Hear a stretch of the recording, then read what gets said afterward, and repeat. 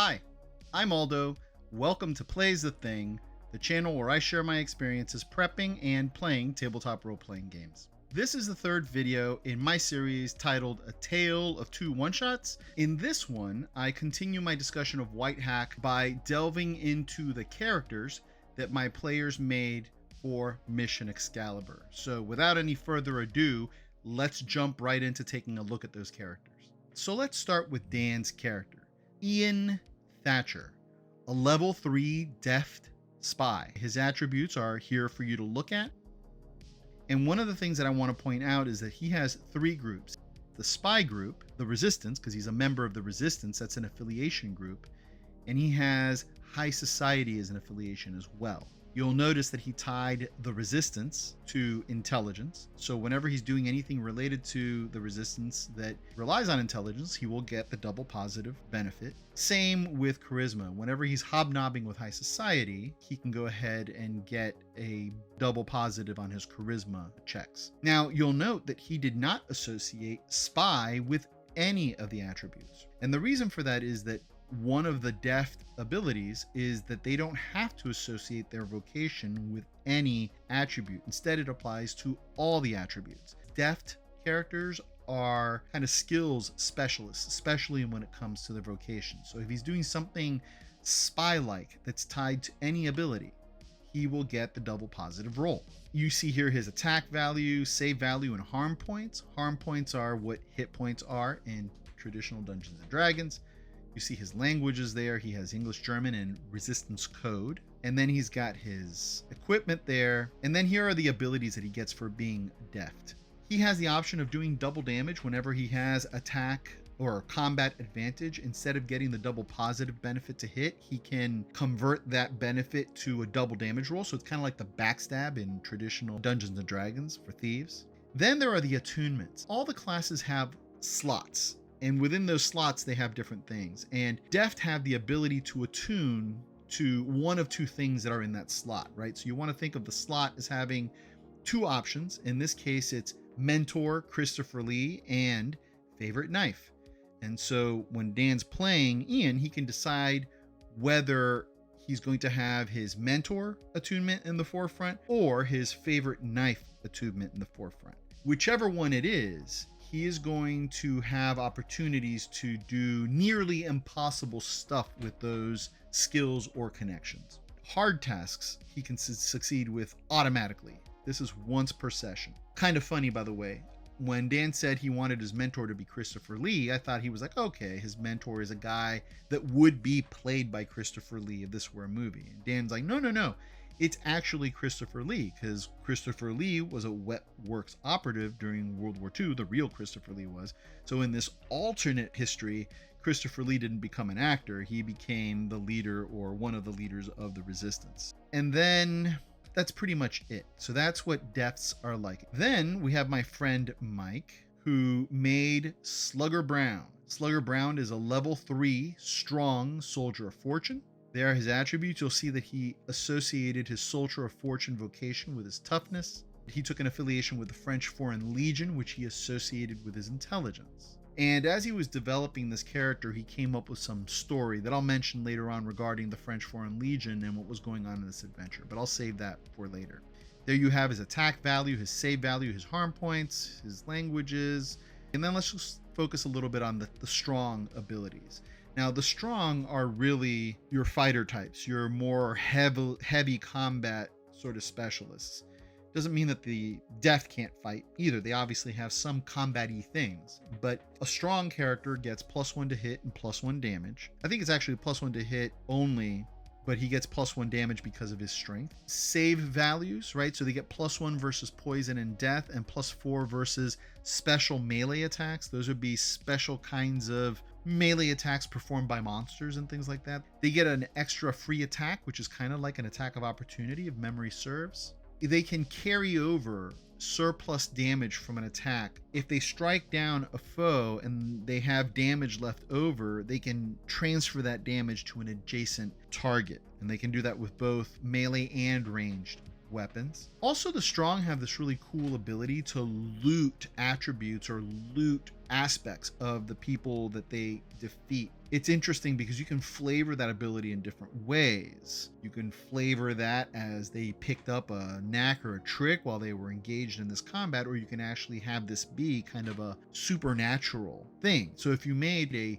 strong wizard can't cast spells in the traditional sense, but this looting ability can be flavored to be supernatural. That would add to the wizardly nature of the strong wizard, but a strong anything else would have the same abilities. It's just that you might describe or flavor them differently. And then the slots for the strong are less versatile than those for the deft, but they get to pick out of a list of combat maneuvers that you associate with the character permanently. Mike chose to have the ability to hit with a ranged weapon and a melee weapon in the same round, as long as he's equipped with the appropriate weapons. So that is Slugger Brown. And then let's look at the last character that was made in this first night of making characters. And I forget how to say her first name, so I'm just going to call her Una Duran. Jason had her use her middle name as her kind of alias throughout most of the adventure. So Una is a level 3 wise changeling folk healer. Jason opted to make her demi-human, kind of a fae character. It's subtle because she fits into regular human society, but she's a little different, and she's a folk healer by vocation. So if we go over here to her attributes, you'll notice that Jason associated changeling with 2 attributes. And that's how species groups work. When you take a species group, you assign it to 2 attributes, not just 1. The reason you can do that is because although you can certainly use those groups to your benefit in different cases, the game master can also activate them against your character based on traits related to that particular species. If you have the species Mudman, well, maybe the Mudman can't swim very well, and so they would get a double negative roll when they are submerged in water. That's one thing. Secondly, Jason assigned his changeling species group to agility and charisma because those are kind of deficient. Jason actually was not sure that he would feel comfortable playing a fae character that had such a low agility stat. But by associating the changeling group with it, he'll be able to get that double positive roll, which means that Una's not as clumsy as she seems by just her number. And then her folk healer, of course, is associated with her will over here. Let's go to her abilities, her actual abilities. As you'll see here,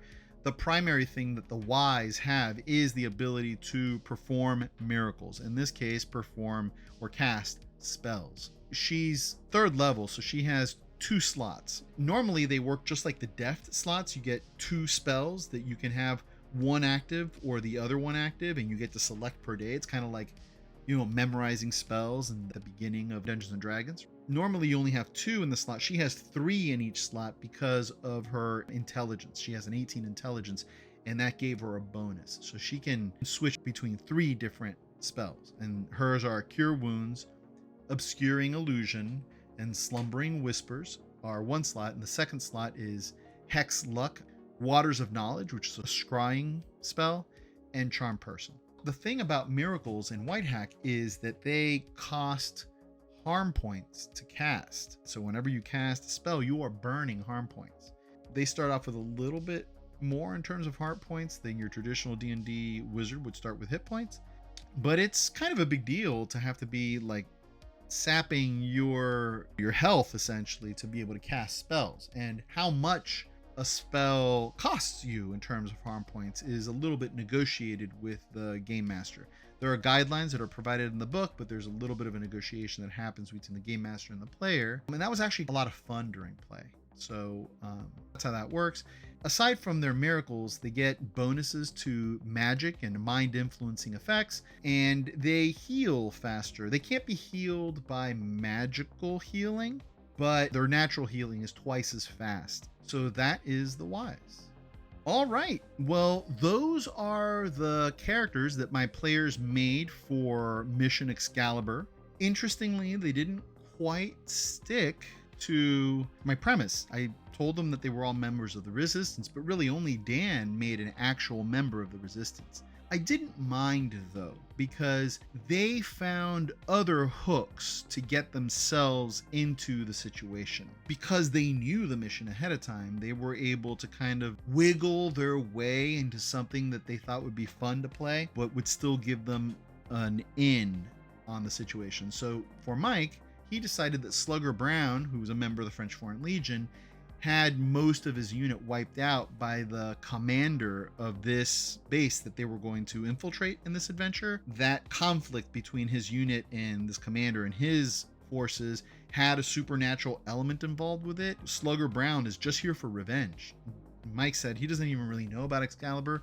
He's just here for revenge. He's tracked this guy down to this new assignment and he wants to take him out. As far as Jason is concerned, he didn't make Una a member of the Resistance either. His character is a folk healer and a midwife. It was interesting because in the reading of the adventure, there is this kind of optional subplot where the Nazis have Excalibur, but they don't have an heir to the Pendragon that can wield it. One option of the adventure is that they have captured some people that are or can produce an heir to the Pendragon. So I basically decided to make use of that subplot by having Jason's character, who was kind of in a small English town, know somebody who was abducted, and when she was abducted, her abductors were bragging about and talking about Excalibur and how her unborn child would be instrumental to the Reich and securing more power for the Reich and all of that.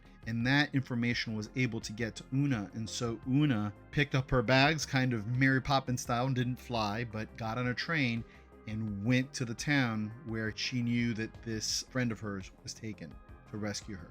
So what we basically ended up with by the end of character creation is we have one situation, but three characters approaching that situation from three different directions, which felt good, it felt organic. It felt like there was this world of possibility that could ensue from that. I'll let you know how it all went with the next video, but for now, I thank you for tuning in. If you like what I'm doing, please consider liking the video and subscribing to the channel. But more importantly, as always, I wish you good health. I wish you good cheer. I wish you good gaming. Goodbye.